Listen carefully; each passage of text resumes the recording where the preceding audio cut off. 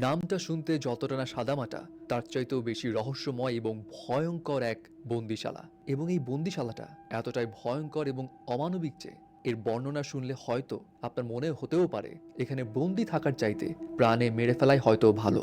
শেখ হাসিনার পদত্যাগের পর তার যে সমস্ত কুকীর্তির কথা ফাঁস হচ্ছে তার মধ্যে অন্যতম হচ্ছে এই আয়নাঘর।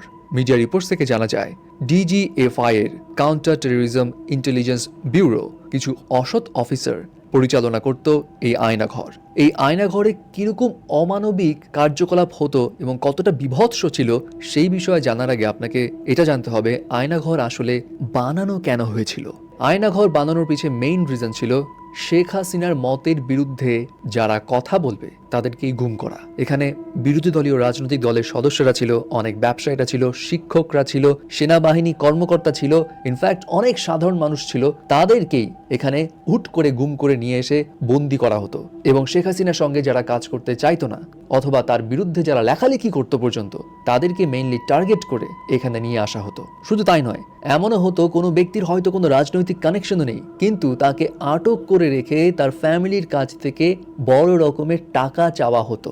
মানবাধিকার সংগঠন অধিকারের পরিসংখ্যান অনুযায়ী 2009 থেকে 2021 সালের সেপ্টেম্বর পর্যন্ত দেশে অন্তত 605 জন গুমের শিকার হয়েছেন। এর মধ্যে 81 জনকে নিহত অবস্থায় পরে পাওয়া যায়, বাকি কেউ কেউ পরে ফিরে আসলেও 151 জন এখনও নিখোঁজ, এবং সেটা 2022 সালের রিপোর্টস অনুযায়ী। এখন আসে আয়নাঘরটা কতটা ভয়াবহ সেই প্রসঙ্গে।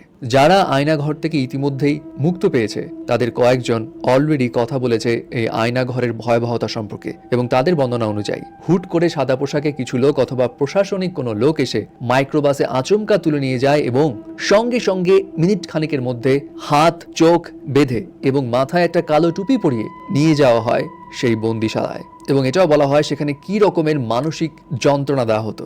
বন্দীদের কথা অনুযায়ী সেখানে সবাই থাকতো এক ধরনের আতঙ্কে যে এই বুঝি প্রাণ যাবে, এই বুঝি প্রাণ যাবে, এবং এমন একটা সিচুয়েশন ক্রিয়েট করা হতো। এবং তার মাঝে তারা আরো কি করতো জাস্ট শুনুন। আর কানের কাছে মাঝে মাঝে এসে বন্দুক লোড করার মতো ক্রাশ করে শব্দ করে, যাতে আরো ভয় পায়, আরো বলে। আবার লাঠির খটখট খটখট শব্দ করে ফ্লোরে, বা এই মারবে, এই করবে। এনামুল আমাদের কাছে কিন্তু ওই কানে কানে লাগায় রাখেছে, আমাদের কাছে কিন্তু বাটন আছে, টিপ দিলে ইলেকট্রিক শক লাগবে। এই আয়নাঘরে মূলত 16টি কক্ষ রয়েছে যেখানে একসঙ্গে 30 জনকে বন্দি করে রাখা যায়, এবং এই আয়নাঘরে 4 জন ডিউটি থাকতো।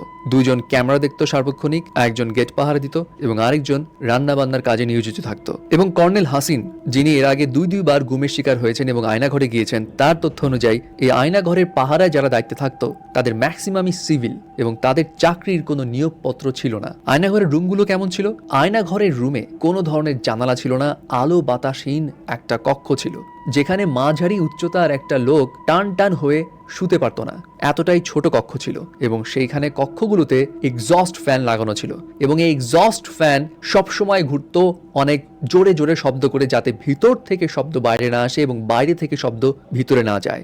আর ফ্যান বন্ধ করলে আপনাকে আরেকটা জিনিস বলি, অনেক লোকের কান্নার শব্দ আসে। এবং তাদের খাবার দাবার বিষয়ে অনেকেই জানান এখানে 3 বেলা প্রপার স্বাভাবিক খাবার দেওয়া হতো।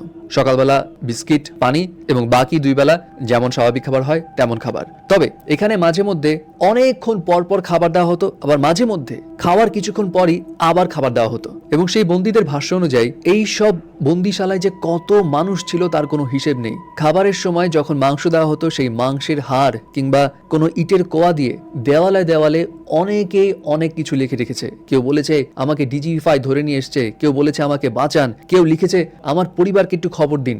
যারা সৌভাগ্যবান ছিল তারা অল্প কিছুদিন অথবা অল্প কয়েক বছর সেখানে বন্দি থেকে তারপরে বেরিয়ে আসে, কিন্তু এখানে এমন মানুষও ছিল যারা বছরের পর বছর, যুগের পর যুগ এই বন্দিশালায় বন্দি ছিল এবং অমানবিক এইসব কার্যকলাপের শিকার হচ্ছিল।